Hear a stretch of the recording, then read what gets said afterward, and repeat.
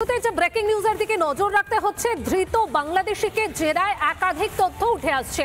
ভুয়ো নথি নিয়ে পাসপোর্ট বানাতে যায় ধৃত, সেখানে সন্দেহ হয় আধিকারিকদের। পার্ক স্ট্রিট থানায় জানালে তারা অনুসন্ধানে আসে। আর সূত্র মারফত যে তথ্যগুলো সামনে আসছে আপনাদের এক এক করে জানাই।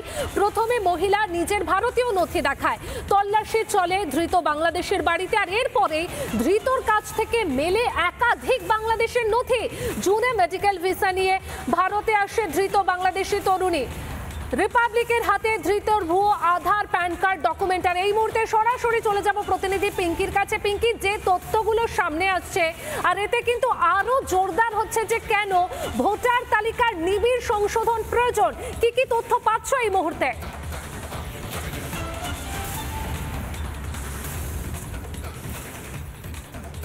দেখো, মূলত এই মুহূর্তে শান্তা পাল, সেই শান্তা পাল যাকে অ্যারেস্ট করা হয়েছে, তার ডকুমেন্টস, যে ভুয়ো ডকুমেন্টস সে বানিয়েছিল, সেই ডকুমেন্টস আমাদের হাতে এসে পৌঁছেছে।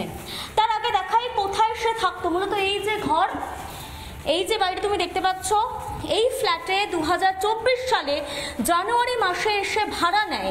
2024 সালে সে ভাড়া নিয়েছিল এবং সে নিজের এবং তার স্বামী, কর্ণাটকের বাসিন্দা মোশারেফ, তার নাম আশরাফ, মাফ করবেন আশরাফ তার নাম, তাকে তার ডকুমেন্টস দিয়ে ভাড়া নেয়।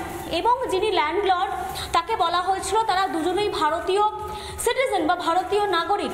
এরপর ধীরে ধীরে সত্য সামনে আসতে থাকে। যখন এই মহিলা অ্যারেস্ট হয়, জানা যায় যে এই মহিলা 2024 সালে একটি দালাল মারফত এই বাড়িটি নিয়েছিল, ভাড়া নিয়েছিল।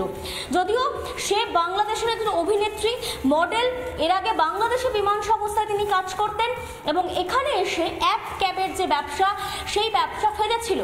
এই যে ফ্ল্যাট যেটা তিনি রেন্ট নিয়েছিলেন, সেটা ছাড়াও তার পাশেই গলফ গ্রিনে একটি নিজের ফ্ল্যাট নিজের কেনা রয়েছে বলে জানা যাচ্ছে। আরও কি জানা যাচ্ছে, কর্ণাটকের বাসিন্দা এই আশরাফ, তিনি মাঝে মধ্যে বাইরে থাকতেন এবং এখানে সকলে জানতেন যে তিনি মার্চেন্ট নেভি, ভারতের নেভিতে, ভারতীয় সেনা নেভিতে তিনি চাকরি করেন এবং মাঝে সেই পোশাক পরেও তিনি এসেছিলেন, ইউনিফর্মেও তিনি এসেছিলেন।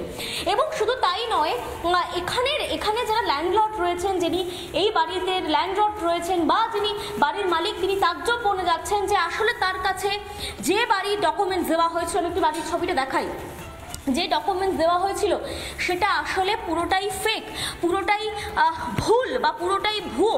তাতে তিনি আরও কিছুটা তাজ্জব বনে যান। এছাড়াও কি জানা যাচ্ছে, এই মহিলা অর্থাৎ শান্তা পাল, তিনি অভিনেত্রী, মডেল, বিমান সংস্থায় কেবিন ক্রুতে ছিলেন।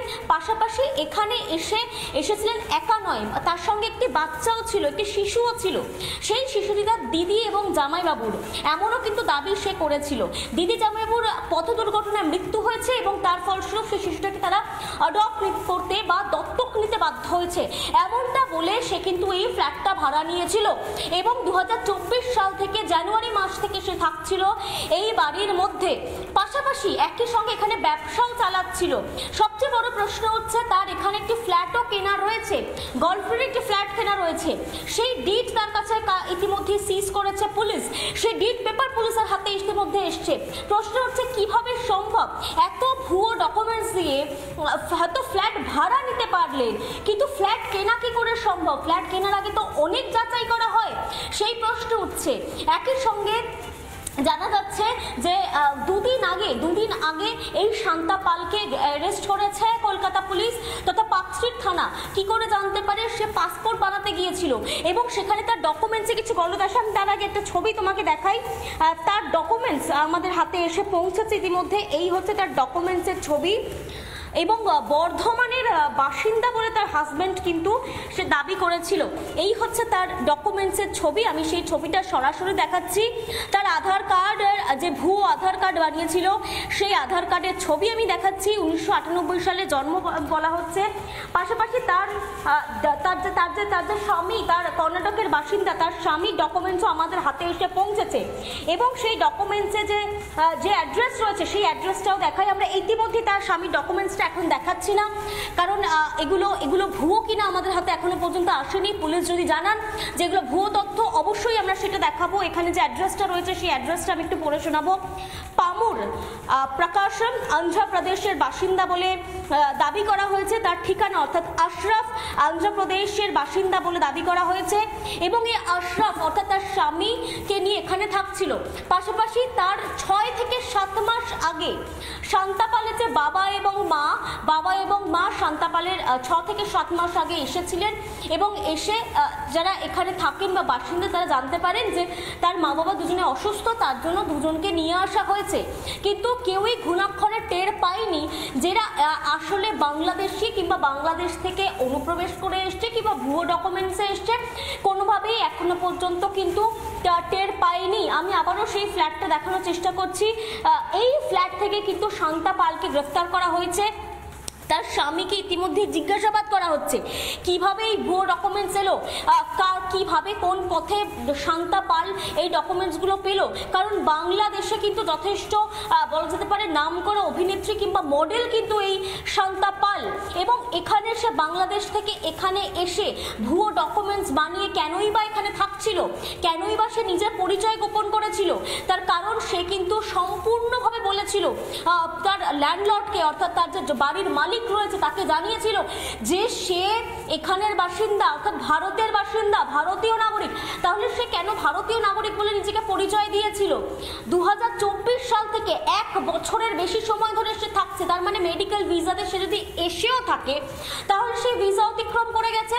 আদপে শান্তা পাল কি তার আসল নাম, সে নিয়েও কিন্তু এখন পুলিশের মধ্যে দ্বন্দ্ব তৈরি হয়েছে। একটার পর একটা বিস্ফোরক তথ্য সামনে আসছে যে কেন 1 বছরেরও বেশি সময় ধরে, বা সব থেকে বড় প্রশ্ন ভুয়ো নথি দিয়ে কিভাবে আরো একটা ফ্ল্যাট সে নিয়েছে। পিঙ্কি, আবারও পরে আরো আপডেট নেওয়ার জন্য তোমার কাছে আসবো। আপাতত ধন্যবাদ তোমাকে। পাসপোর্ট বানানোর সময় কিন্তু সন্দেহ হয়, আর তারপরে পার্ক স্ট্রিট থানায় জানালে তথ্য অনুসন্ধানে আসে, আর তারপরে কিন্তু একের পর এক তথ্য সামনে আসে। আর কেন্দ্রীয় প্রতিমন্ত্রী সুকান্ত মজুমদার তিনি কি বলছেন শোনাবো আপনাদের। মমতা বন্দ্যোপাধ্যায় বাঙালিকে, হিন্দু বাঙালিদেরকে বোকা বানানোর চেষ্টা করছেন।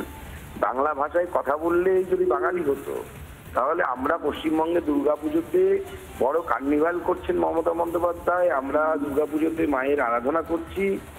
আর ওই বাঙালি যারা ওনার ডেফিনেশন অনুসারে বাঙালি, যারা বাংলাদেশে, তারা পাহারা দিয়ে পড়তে বাধ্য হচ্ছে, কারণ ওই বাঙালিরাই মধ্যে একটা অংশ এসে মা দুর্গার মূর্তি ভেঙে দিচ্ছে। বিগত 5 বছরে বাংলাদেশে এটাই চিত্র।